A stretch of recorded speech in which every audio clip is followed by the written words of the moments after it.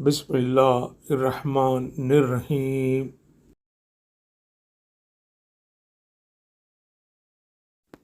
حضرات، چینل کو subscribe, like and share کرتے ہوئے ہمت افزائی کریں، شکریہ۔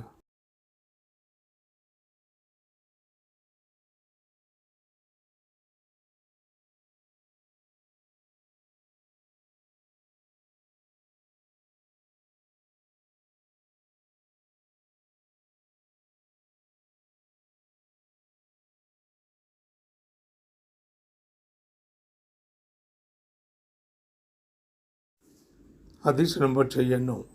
ایک سفر میں رسول اللہ صلی اللہ علیہ وسلم ہم سے پیچھے رہ گئے، پھر آپ ہمارے قریب پہنچے تو عصر کی نماز کا وقت ہو چکا تھا یا تنگ ہو گیا تھا اور ہم وضو کر رہے تھے۔ ہم اپنے پیروں پر پانی کا ہاتھ پھیرنے لگے تو آپ نے بلند آواز سے فرمایا کہ آگ کے عذاب سے ان ایڑیوں کی جو خشک رہ جائیں خرابی ہے۔ یہ 2 مرتبہ فرمایا یا 3 مرتبہ؟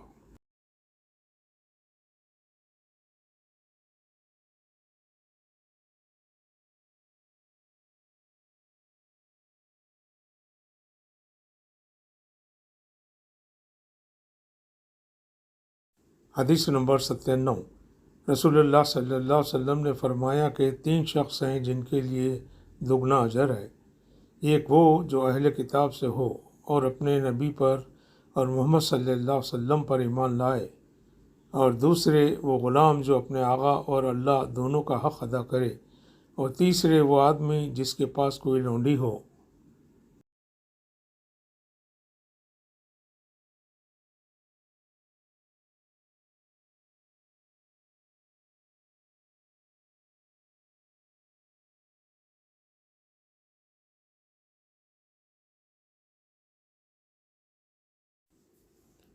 جس سے شب باشی کرتا ہے اور اسے تربیت دے تو اچھی تربیت دے، تعلیم دے تو عمدہ تعلیم دے، پھر اسے آزاد کر کے اس سے نکاح کر لے تو اس کے لیے دگنا اجر ہے۔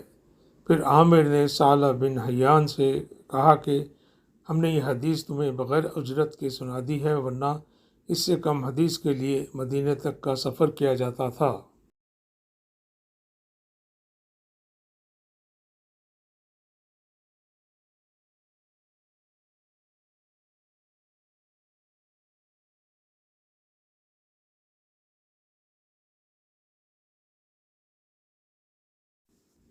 حدیث نمبر 98۔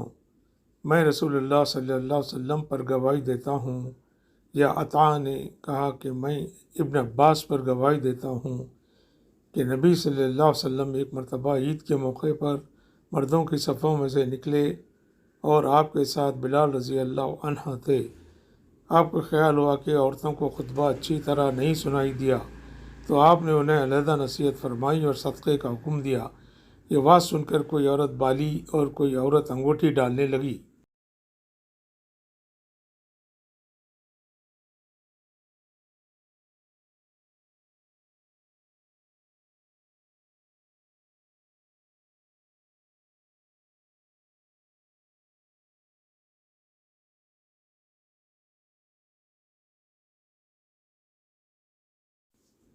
اور بلال رضی اللہ عنہ اپنے کپڑے کے دامن میں یہ چیزیں لینے لگے۔ اس حدیث کو اسماعیل بن علیہ نے ایوب سے روایت کیا، انہوں نے عطا سے کہ ابن عباس رضی اللہ عنہ نے یوں کہا کہ میں حضرت صلی اللہ علیہ وسلم پر گواہی دیتا ہوں، اس میں شک نہیں ہے۔ امام بخاری کی غرض یہ ہے کہ اگلا باب عام لوگوں سے متعلق تھا اور یہ حاکم اور امام سے متعلق ہے کہ وہ بھی عورتوں کو واعظ سنائیں۔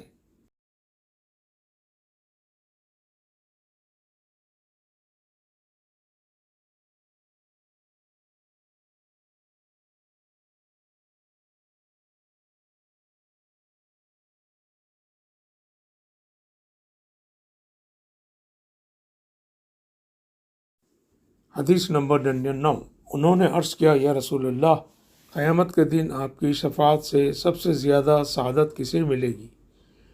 تو رسول اللہ صلی اللہ علیہ وسلم نے فرمایا، اے ابو ہریرہ، مجھے یقین تھا کہ تم سے پہلے کوئی اس کے بارے میں مجھ سے دریافت نہیں کرے گا، کیونکہ میں نے حدیث کے متعلق تمہاری حرص دیکھ لی تھی۔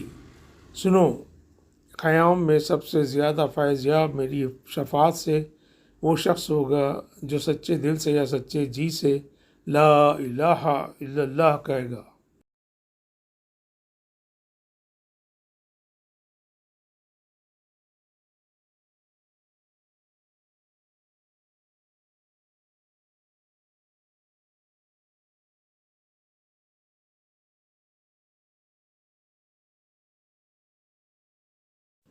حدیث نمبر 100۔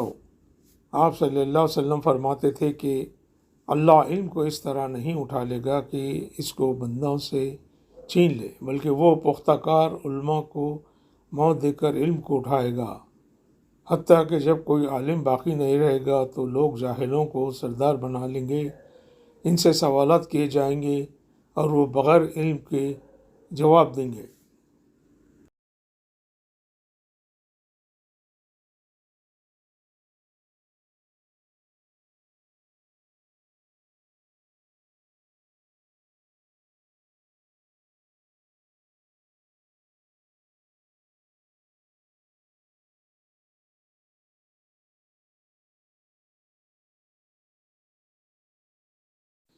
اس لیے لوگ خود بھی گمراہ ہوں گے اور لوگوں کو بھی گمراہ کریں گے۔ فربری نے کہا ہم سے، عباس نے بیان کیا، کہا ہم سے خطیبہ نے، کہا ہم سے جریر نے، انہوں نے ہشام سے مانند اس حدیث کے۔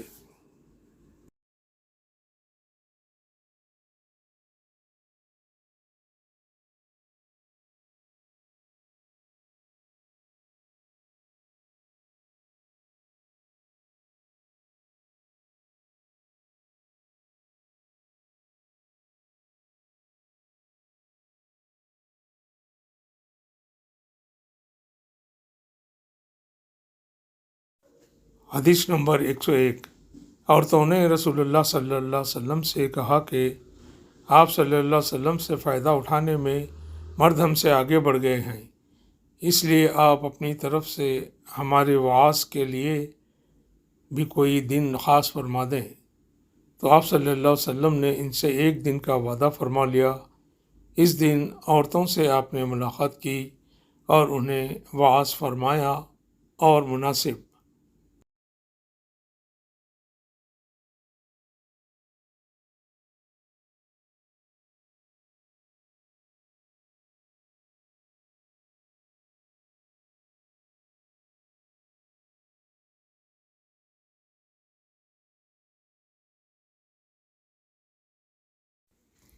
احکام سنائے۔ جو کچھ آپ صلی اللہ علیہ وسلم نے ان سے فرمایا تھا، اس میں یہ بات بھی تھی کہ جو کوئی عورت تم میں سے اپنے 3 لڑکے آگے بھیج دے گی تو وہ اس کے لیے دوزخ سے پناہ بن جائیں گے۔ اس پر ایک عورت نے کہا اگر 2 بچے بھیج دے؟ آپ نے فرمایا ہاں، اور 2 کا بھی یہ حکم ہے۔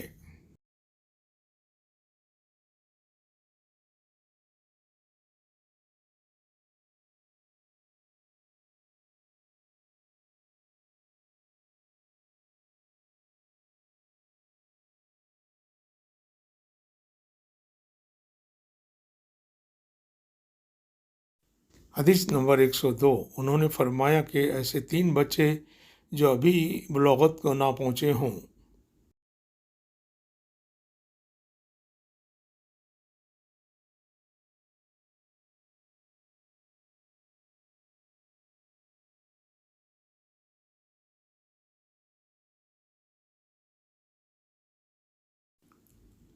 حدیث نمبر 103۔ رسول اللہ صلی اللہ علیہ وسلم کی بیوی حضرت عائشہ رضی اللہ عنہا جب کوئی ایسی باتیں سنتی جس کو سمجھ نہ پاتی تو دوبارہ اس کو معلوم کرتے تاکہ سمجھ لیں۔ چنانچہ ایک مرتبہ نبی کریم صلی اللہ علیہ وسلم نے فرمایا کہ جس سے حساب لیا گیا اسے عذاب کیا جائے گا۔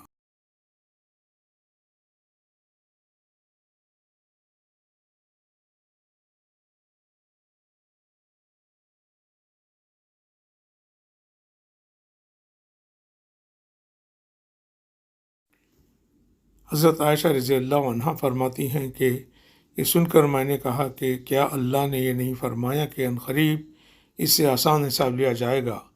رسول اللہ صلی اللہ علیہ وسلم نے فرمایا کہ یہ صرف اللہ کے دربار میں پیشی کا ذکر ہے، لیکن جس کے حساب میں جانچ پڑتال کی گئی سمجھو وہ غارت ہو گیا۔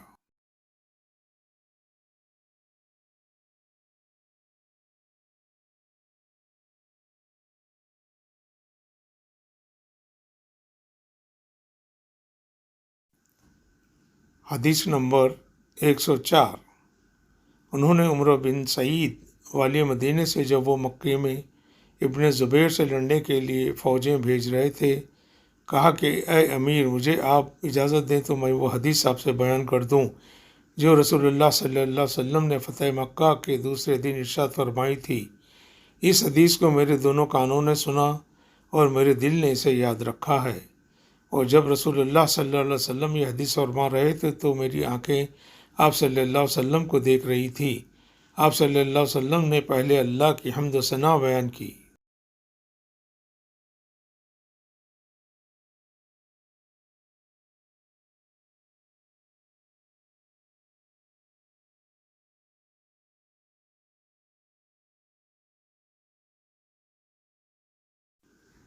پھر فرمایا کہ مکہ کو اللہ نے حرام کیا ہے، آدمیوں نے حرام نہیں کیا۔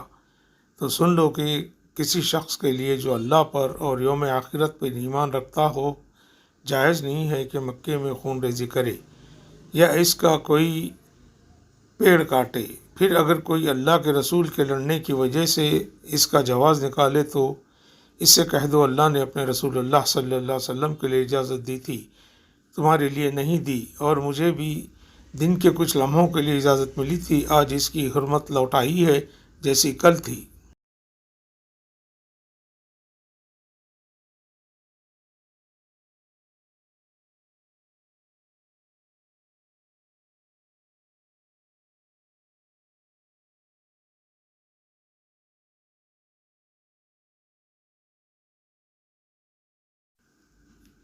اور حاضر غائب کو یہ بات پہنچا دے۔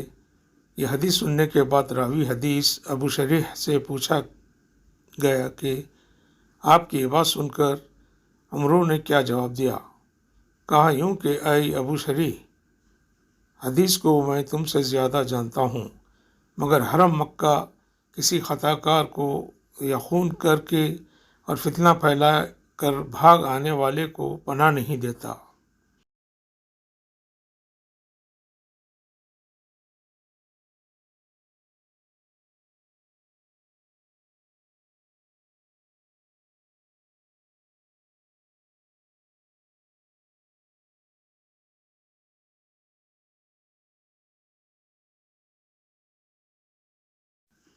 حدیث نمبر 105۔ ایک مرتبہ ابو بکرہ رضی اللہ عنہ نے رسول اللہ صلی اللہ علیہ وسلم کا ذکر کیا کہ آپ صلی اللہ علیہ وسلم یوں فرمایا، تمہارے خون اور تمہارے مال، محمد کہتے ہیں کہ میرے خیال میں آپ صلی اللہ علیہ وسلم نے اعراضکم کا لفظ بھی فرمایا، یعنی اور تمہاری آبروئیں تم پر حرام ہیں۔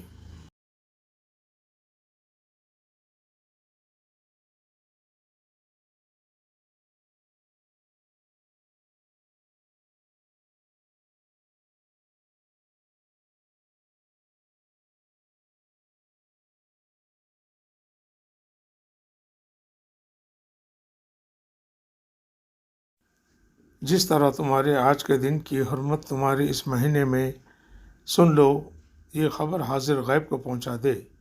اور محمد راوی حدیث کہتے تھے کہ رسول اللہ صلی اللہ علیہ وسلم نے سچ فرمایا۔ پھر دوبارہ فرمایا کہ کیا میں نے اللہ کا یہ حکم تمہیں نہیں پہنچایا؟